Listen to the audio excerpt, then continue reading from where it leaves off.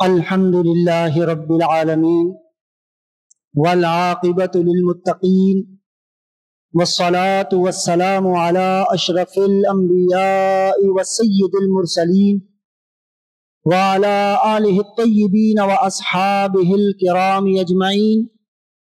أما بعد فأعوذ بالله من الشيطان الرجيم. بسم الله الرحمن الرحيم. قال الله تعالى في القرآن المجيد: ما كان محمد أبا أحد من رجالكم ولكن رسول الله وخاتم النبيين وكان الله بكل شيء عليما. صدق الله خالقنا العظيم وصدق رسوله النبي الكريم الأمين ونحن على ذلك لمن الشاهدين والشاكرين والحمد لله رب العالمين. قال الله عز وجل في شان حبيبه الكريم رؤوف الرحيم: إن الله وملائكته يصلون على النبي يا أيها الذين آمنوا صلوا عليه وسلموا تسليما. اللهم صل على سيدنا ومولانا محمد وعلى آله وأصحاب سيدنا ومولانا محمد وبارك وسلم. صلاة وسلاما عليك يا سيدي يا سيدي يا سيدي يا رسول اللہ. محترم مکرم سامعین کرام عزیزان گرامی قدر، اللہ سبحانہ و تعالیٰ کا کروڑ شکر اور اس کا احسان ہے کہ ذات پاک نے ہم سب کو نبی اکرم نور مجسم صلی اللہ تعالی علیہ وسلم کی امت میں پیدا فرمایا اور اپنے حبیب کریم صلی اللہ علیہ وسلم کے صدقہ پاک سے ہم سب کو ایمان اور اسلام کی دولت سے سرفراز فرمایا. احباب محترم، گزشتہ 2 دن قبل جو حماس کے سربراہ تھے جناب اسماعیل ہانیہ مرحوم، تو پہلے تو ذہن میں یہی تھا کہ پہلے بھی ہم نے فلسطین کے حوالے سے گفتگو کی تھی 2-3 جمعۃ المبارک کو اور غزہ کے مسئلے پر، تاکہ ہم جو کرنٹ افیئرز ہیں، ٹھیک ہے، جو اس وقت کے مسائل ہیں امت مسلمہ کو درپیش، تو ان پر گفتگو کی جائے تاکہ عوام الناس تک ایک میسج اور پیغام پہنچے. لیکن یہ جو مسئلہ ہے، جس طرح ہم نے عرض کیا تھا کہ جو توہین رسالت مآب صلی اللہ تعالی علیہ وسلم کا مسئلہ ہے نا، ہر کچھ عرصے کے بعد اس کو چھیڑ دیا جاتا ہے، اور وہ ہوتا ہے عالم مغرب کی طرف سے. اور یہ جو مرزائیوں کا جو مسئلہ ہے قادیانیوں کا، اس کو بھی جنم تو یورپ نے ہی دیا، ٹھیک ہے، لیکن بدقسمتی یہ ہے کہ اس کا جو مین مرکز ہے وہ پاکستان کے اندر ہے، ربوہ. اور پھر قادیان، چونکہ وہ ہندوستان تو پارٹیشن کے وقت سے یہ مسئلہ چلا، لیکن اس کو ابھار ملا 1953 کی یہ تحریک چلی ختم نبوت کی، تو اس سے پھر یہ مسئلہ چلتا رہا. پھر 1974 میں آ کر جو پاکستان میں تو پھر علماء نے، بالخصوص مولانا شاہ احمد نورانی صدیقی رحمت اللہ تعالی علیہ اور دیگر تمام مکاتب فکر کے علماء نے مل کر پاکستان کے پارلیمنٹ سے ایک آئینی ترمیم منظور کرائی، جسے فتنہ رد قادیانیت کے نام سے آئین کے اندر موجود ہے. اب مسئلہ یہ ہے کہ اس میں یہ جو حکمران طبقہ ہے یا برسر اقتدار طبقہ ہے، اب وہ ظاہر ہے ہر ایک ادارے اور ہر طبقے کو جن کے پاس اختیارات ہیں، تو وہ انہوں نے یہ ذہن میں پالا ہوا ہے کہ ہمارا اقتدار، ہماری کرسی، ہمارا اختیار یہ اس وقت تک قائم رہے گا جب تک عالم مغرب ہم سے خوش رہے. تو وہ عالم مغرب کی خوشنودی حاصل کرنے کے لیے ان کو، اللہ کے بندوں کو، یہ بھی سمجھ میں نہیں آتا کہ بھئی یہ اقتدار تو ہے عارضی، چاہے وہ ریاستی ادارے ہوں، ریاستی اداروں میں تو ایک عمر کی مدت ہوتی ہے، اس کے بعد ریٹائرمنٹ ہو جاتی ہے. جیسے بعض اداروں میں 65 سال عمر ہے، بعض اداروں میں 68 سال عمر ہے، بعض اداروں میں 55 سال عمر ہے، بعض اداروں میں 60 سال عمر ہے، اور رہ گئی یہ حکومتیں، ان کی وزارتیں، ان کی صدارتیں، یہ تو 5 سال بڑی مشکل سے مکمل کرتی ہیں. جیسے ہی آتی ہیں اس کے بعد یہ رونا گانا شروع کرتے ہیں، ہم 5 سال پورے کریں گے، 5 سال پورے کریں گے. بھائی جب آپ کو اعتماد ہے تو آپ کو یہ رونا گانا کرنے کی ضرورت ہی نہیں ہے کہ 5 سال پورے کریں گے. اب یہ ہے مسئلہ. تو اس لیے ہم ہیں مسلمان، الحمدللہ الحمدللہ. بالخصوص یہ جو بر صغیر پاک و ہند کے مسلمان ہیں نا، یہ گناہگار ہیں، خطاکار ہیں، ہو سکتا ہے ٹھیک ہے عمل میں شاید اس درجے کو نہیں ہیں، لیکن یورپ کو، مغربی سامراج کو، طاغوتی طاقتوں کو، ویسٹرن ورلڈ کو، ان کو ہمیشہ بر صغیر پاک و ہند کا، مسلمانوں کا جو ایک رسول سے، دین سے، ایمان سے، اللہ سے جو ایک جذباتی لگاؤ ہے نا، ان کو اس سے بڑا خطرہ رہتا ہے. اور دیکھیں میں ضمن ایک بات یہی عرض کر دوں، کیا ہمیں، اور میرے ایک دوست بڑے حیران ہو رہے تھے، شاید میں نے یہی عرض کیا تھا، پتہ نہیں، بہرحال میرے ایک بڑے دوست مجھ سے پوچھنے لگے جب میں نے کہا کہ ایک شخص میرے پیر پکڑ کر مجھے کہہ رہا تھا کینیڈا چلو، کینیڈا چلو، کینیڈا چلو. میں نے کہا نہیں، میں نہیں جاتا ہوں، مجھے نہیں جانا. آپ جتنے آپ کے رشتہ دار، قرابت دار، اللہ تعالیٰ سب کے روزی روزگار میں برکت دے نا، لیکن آپ یقین کیجئے جو یورپ میں چلے جاتے ہیں، ظاہر ہے پیسہ ایک اتنی بری چیز ہے کہ یہ انسان کو اچھا خاصا ڈاماڈول کر دیتا ہے. امام احمد بن حنبل روزانہ کے 50 کوڑے کھاتے تھے، کچھ بھی نہیں ہوتا تھا. 50 کوڑے روزانہ، ان کو 50 کوڑے مارے جاتے تھے بنو عباس کے دور میں جناب، روزانہ. لیکن جب وہ رہا ہوئے نا اور خلیفہ کی طرف سے ان کو جب پیسہ ملا تو وہ رو پڑے. انہوں نے کہا کوڑے کھانا آسان ہے، لیکن یہ جو نام ہے نا پیسہ، اس سے انسان بڑی جلدی ڈگمگا جاتا ہے. یہ ہے وہ مسئلہ. اب وہاں جا کر جس طرح میں نے آپ سے کہا کہ یہ جتنا حکمران طبقہ آتا ہے، کوئی بھی حکمران طبقہ آتا ہے، ان کو اپنا اقتدار کی بقا مغربی طاقتوں کو خوش کرنے میں نظر آتی ہے. وہ یہ نہیں سوچتے کہ جناب یہ جو ہے ہمارے ہاتھ سے ایمان جا رہا ہے، ہمارے عقائد کا مسئلہ ہے، تو وہ بالکل نہیں سوچتے. تو لیکن جو میں نے آپ سے عرض کیا کہ بر صغیر پاک و ہند میں رہنے والے جو مسلمان ہیں، ان کا جو دین سے، اللہ سے، رسول سے جو جذباتی لگاؤ ہے، اس سے تمام عالم مغرب کو بڑا خطرہ لگا رہتا ہے. اسی لیے میں نے جو عرض کیا کہ آپ کے دوست آباد میں جو یورپ چلے جاتے ہیں، وہ یقین کریں جب آئیں گے نا، امریکہ سے آ جائیں، انگلینڈ سے آ جائیں، جرمنی سے آ جائیں، فرانس سے آ جائیں، وہ آپ کو صبر و برداشت کا ایسا لیکچر دیں گے جو آپ نے کبھی کسی جمعے میں نا کسی بڑے سے بڑے مفتی اعظم سے بھی نہیں سنا ہوگا. وہ ایسا بتا رہا ہوگا آپ کو کہ بھائی دیکھو رسول اللہ صلی اللہ علیہ وسلم تو رحمت للعالمین تھے. جناب آپ تو کیا کہہ رہے ہیں، یہ لڑائی جھگڑے کی تو بات ہی نہیں ہے. اسلام تو یہ صبر کا درس دیتا ہے. اسلام تو کسی کو کچھ کہتا ہی نہیں ہے. اسلام تو کہتا ہے کہ جناب اگر آپ کو ایک تماچا کوئی مارے تو دوسرا گال آگے کر دو، تو پھر 2-4 لگائے گا تو گال لال ہو جاتی ہے، تو دماغ کی بتی، لال بتی پھر جل پڑتی ہے. اوہ یار یہ میں نے کیا کر دیا. اب آپ سمجھ رہے ہیں، میں نے آپ کو یہ بات بھی ایک مرتبہ عرض کی تھی کہ 2017 کے اندر 11 ارب ڈالر امریکہ نے صرف اس بات پر لگائے کہ مسلمانوں کو تحمل اور برداشت کا سبق پڑھاؤ. نہیں بتاؤ ان کو کہ اسلام صبر کا اور امن کا درس دیتا ہے، بس چپ کر کے کچھ بھی ہو جائے، کچھ بھی دوت کہو کسی کو. اب عرض کرنے کا مقصد یہ ہے کہ ہمیں مجبوراً، حالانکہ یہ موضوع ہم نے 7 ستمبر کے لیے اٹھائے رکھا ہوا تھا کہ بھئی 7 ستمبر کے قریب کوئی جمعۃ المبارک آئے گا تو اس وقت ختم نبوت پر گفتگو کریں گے. لیکن میں آپ کو ابتدا میں ایک بات عرض کر دینا چاہتا ہوں، ختم نبوت کا عقیدہ بالکل اسی طرح اہم، بنیادی اور ضروری ہے. ختم نبوت کا، میں عقیدہ رسالت کی بات نہیں کر رہا، ختم نبوت کا عقیدہ رسالت تو ہے ہی ہے.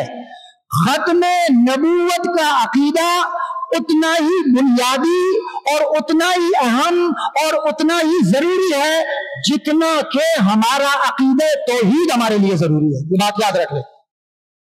آپ کہیں گے کہ بھئی عقیدہ توحید یہ تو ایمان کی اساس اور بنیاد ہے.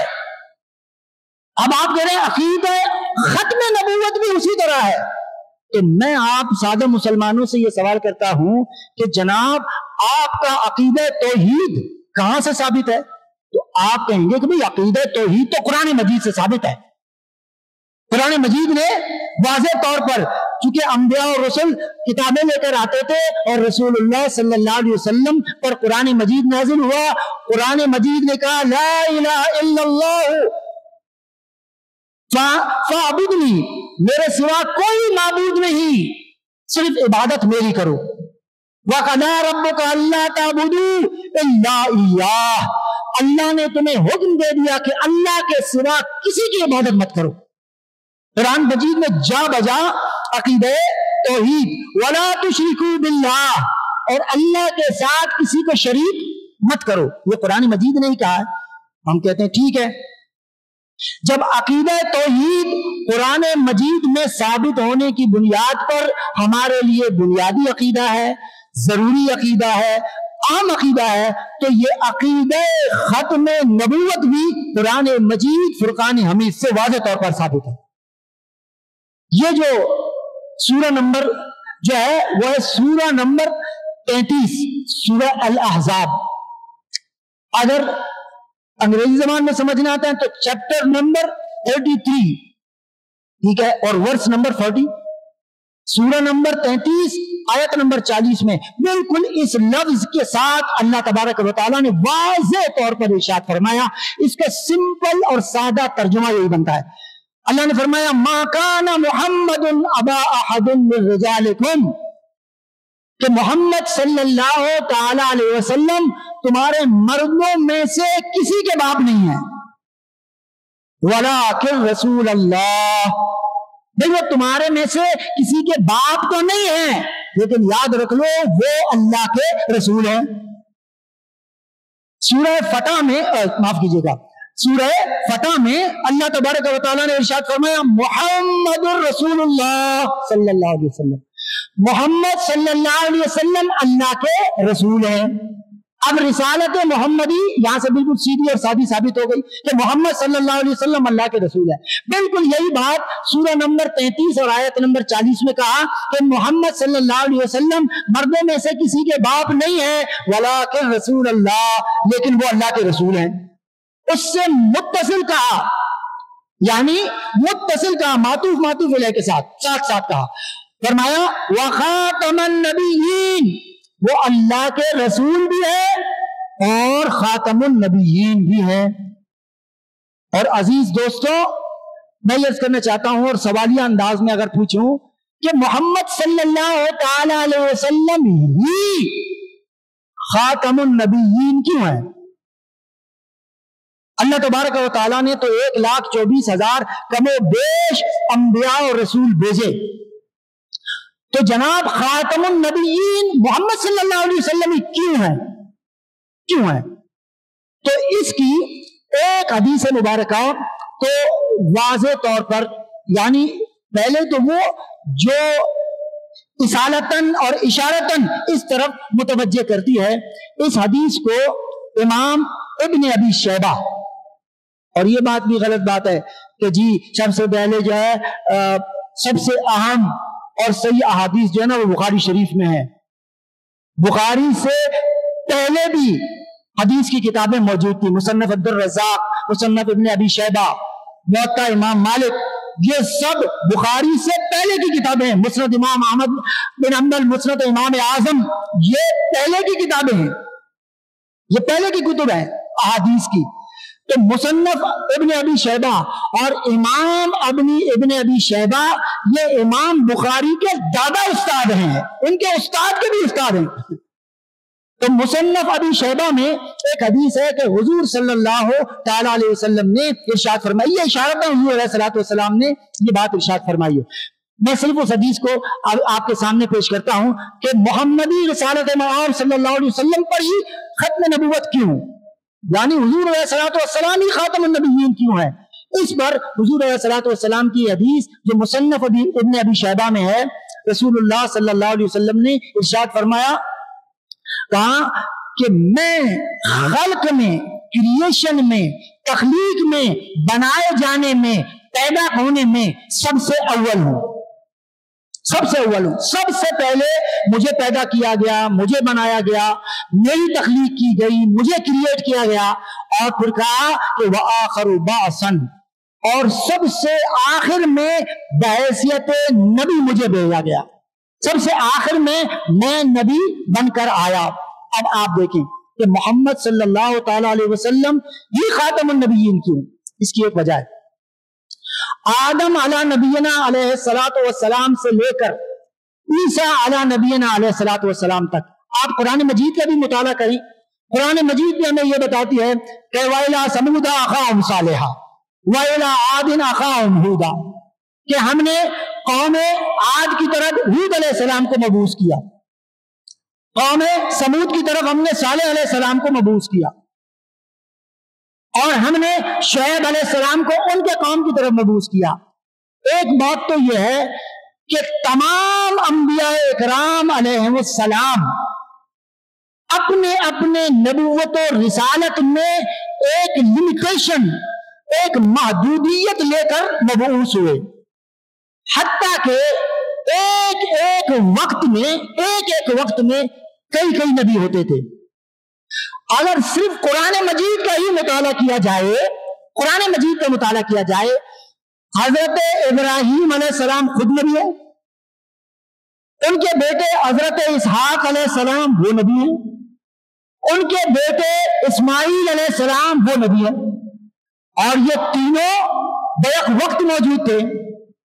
اور عقیدہ ہمارا بنیادی یہ ہے کہ نبی اور رسول جو ہوتا ہے وہ پیدائشی نبی اور رسول ہوتا ہے، یہ باطل عقیدہ ہے۔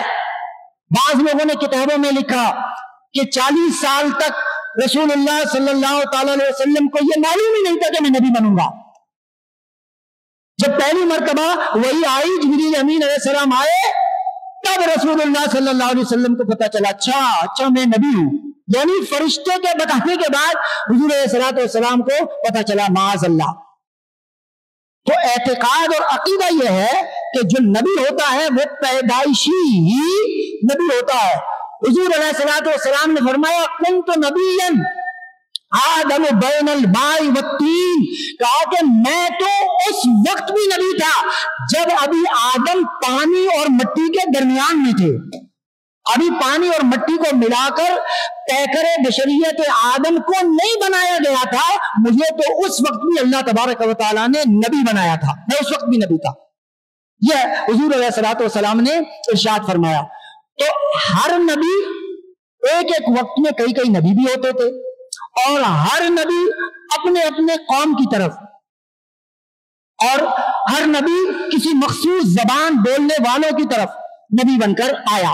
جیسے میں نے آپ کو بتایا کہ وَإِلَىٰ ثَمُودَ أَخَاهُمْ صَالِحًا وَإِلَىٰ عَادٍ أَخَاهُمْ هُودًا وَإِنَّ أَصْحَابَ الْأَيْكَةِ، اصحاب ایکا کی طرف جناب ہم نے شعیب علیہ السلام کو مبعوث کیا، حضرت سلیمان علیہ السلام، حضرت داؤد علیہ السلام، یہ سارے ایک قوم اور ایک بستی اور ایک علاقے اور ایک قوم کی طرف مبعوث کر کے بھیجے گئے۔ اور جب یہ نبی اس دنیا سے پردہ کر جاتے تھے، وصال فرما جاتے تھے، ظاہری دنیا سے تشریف لے جایا کرتے تھے، تو ان کی شریعت بھی ختم ہو جایا کرتی تھی۔ تو نیا آنے والا نبی وہ پھر یا تو پچھلے رسول کی شریعت کو فالو کرتا تھا، اس کی تعلیمات کو آگے بڑھاتا تھا، یا پھر وہ اپنی ایک نئی شریعت لے کر اللہ تبارک و تعالیٰ کی وحدانیت، اس کے احکام اس کے بندوں تک پہنچاتا تھا۔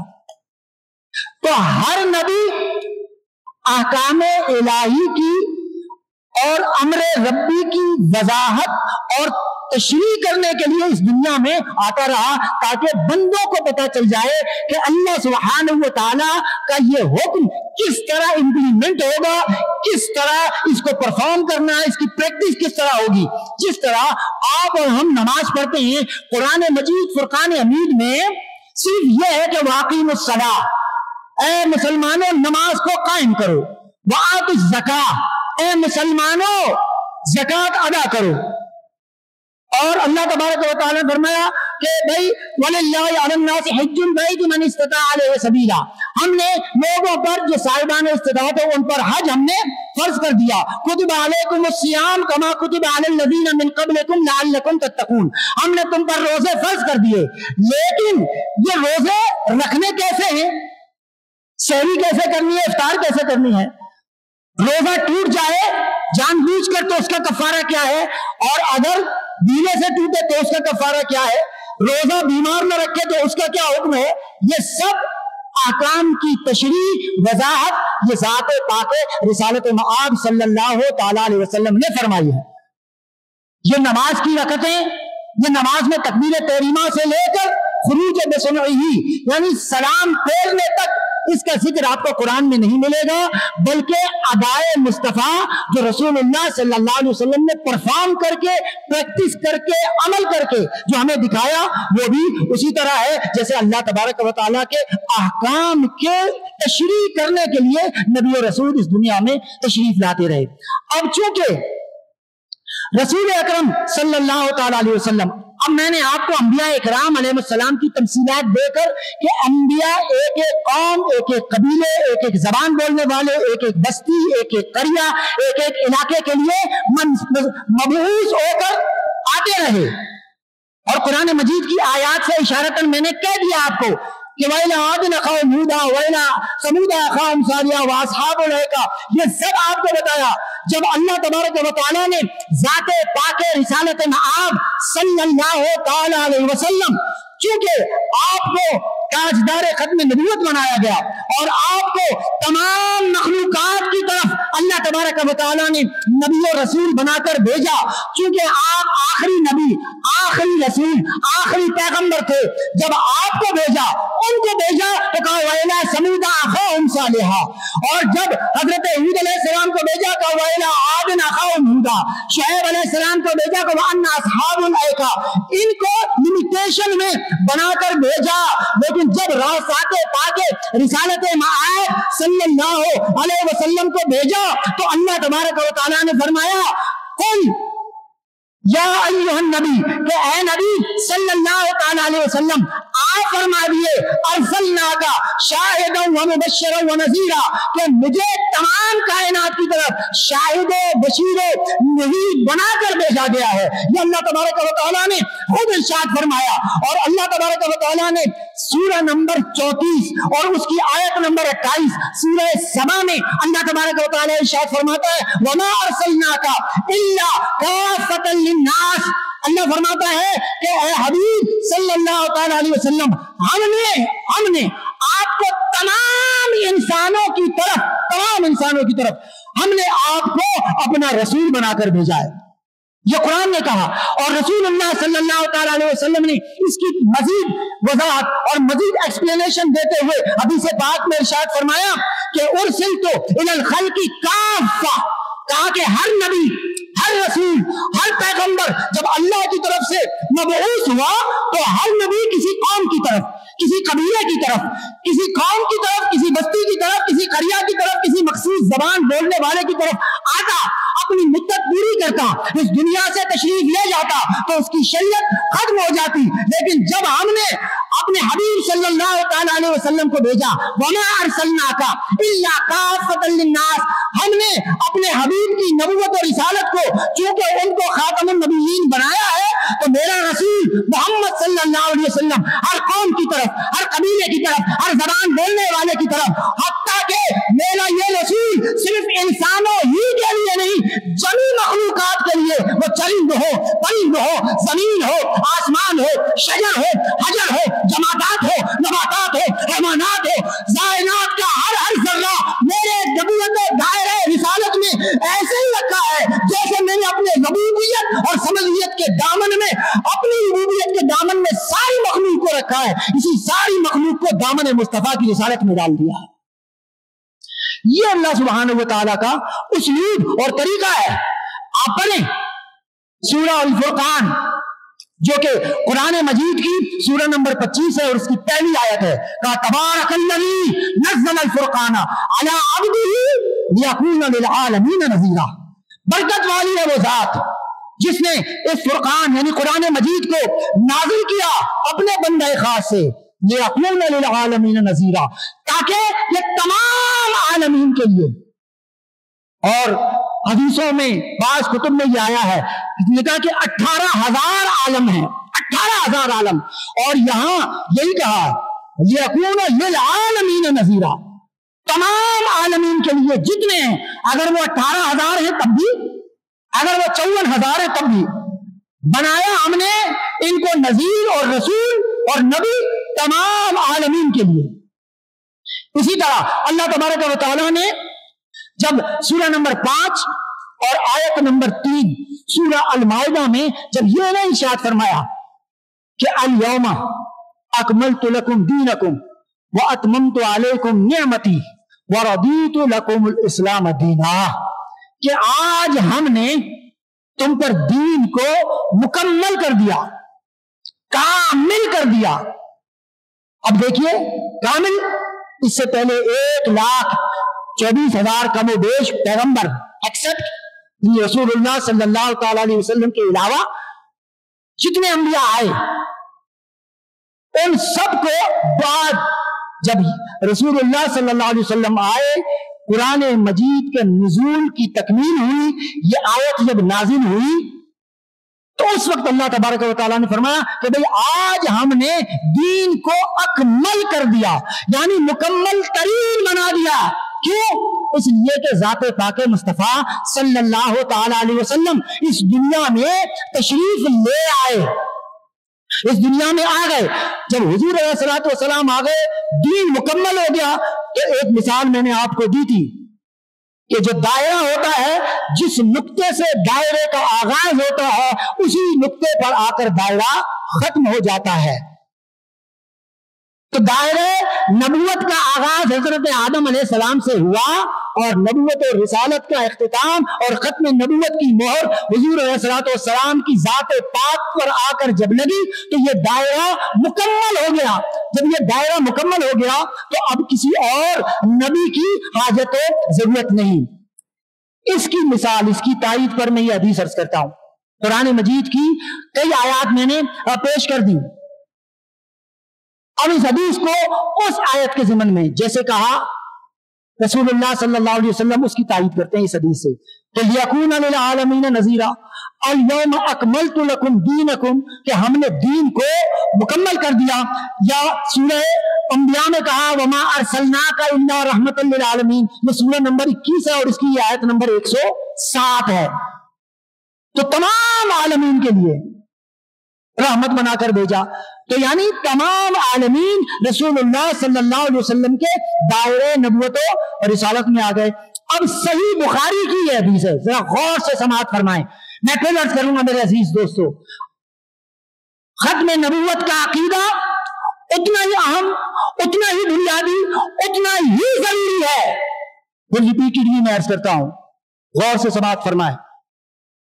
کسی کو کوئی اشکال ہو، کوئی ڈاؤٹ ہو تو ہم فقیر بیٹھے ہیں. عقیدہ ختم نبوت، عقیدہ رسالت کی بات نہیں کر رہا.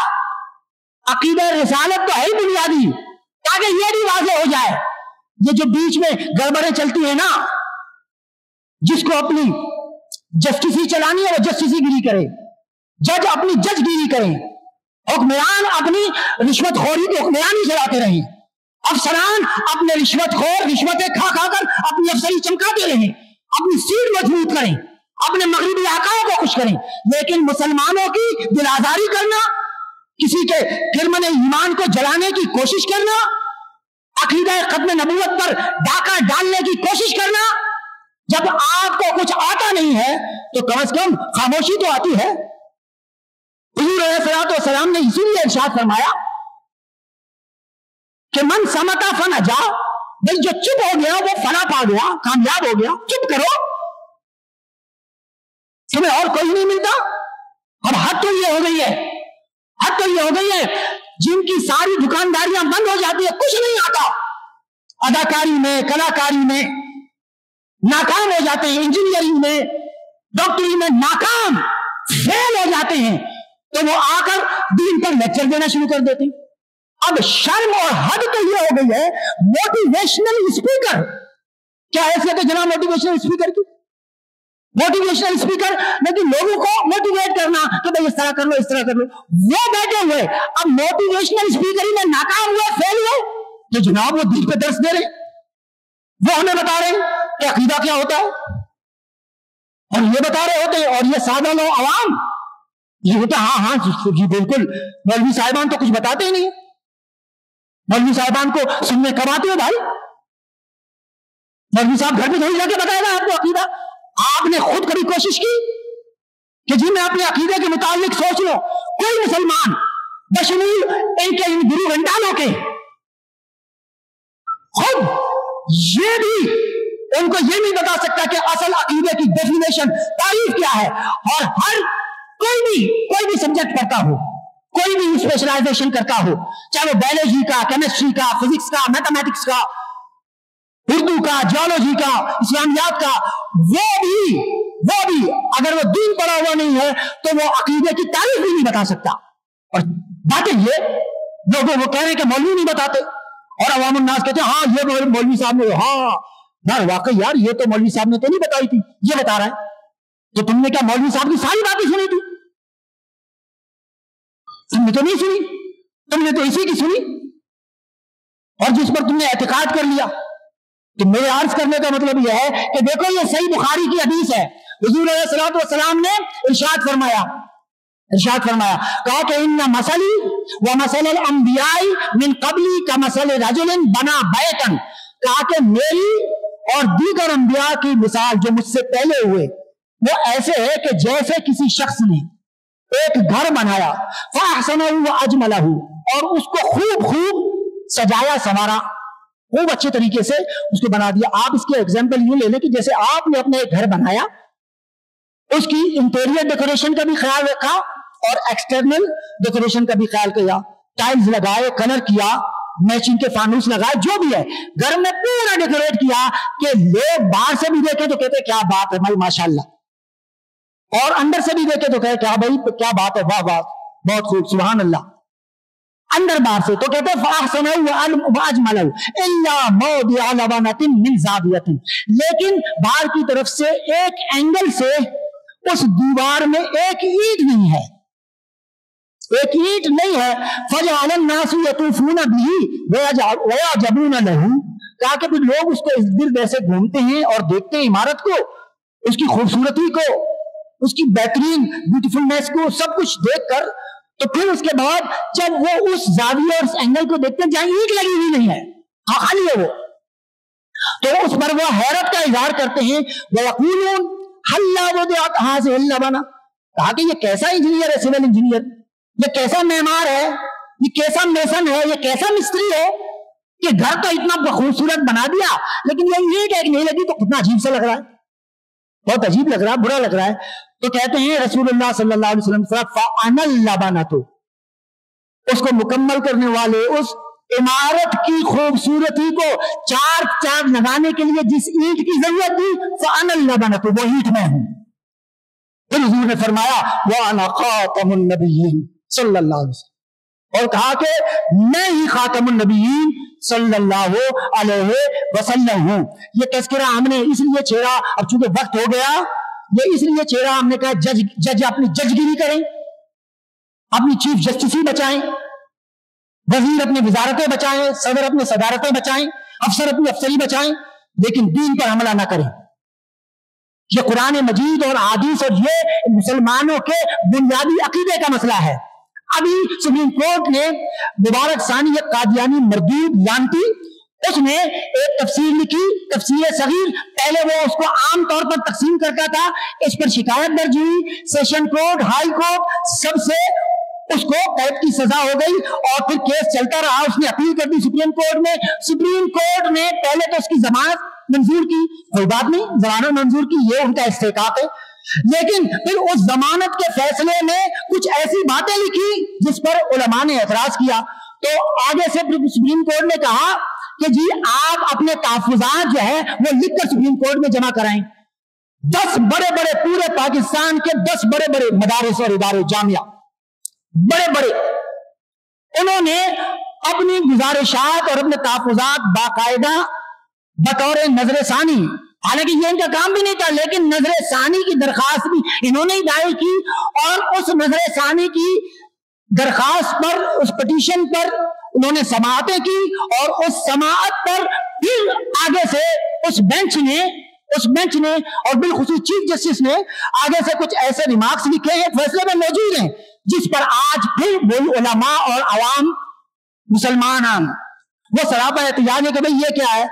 اس کا جو ایک خلاصہ کنکلوژن میں آپ کو عرض کرتا ہوں، انہوں نے کہا کہ جی ٹھیک ہے، کیونکہ آئین پاکستان، کانسٹیٹیوشن آف پاکستان قادیانیوں کو، مرزائیوں کو یہ کہتا ہے نا کہ وہ علل اعلان اپنی تبلیغ نہیں کر سکتے، علل اعلان. تو لہذا اس میں لکھنے کی کیا، اس میں یہ لکھا کہ ٹھیک ہے علل اعلان تو وہ نہیں کریں، لیکن وہ اپنی عبادت گاہوں میں، اپنی نجی محافل میں، اپنے گھروں میں بیٹھے اور خوب اچھے طریقے سے تبلیغ بھی کرتے رہے، لوگوں کو بتاتے رہیں.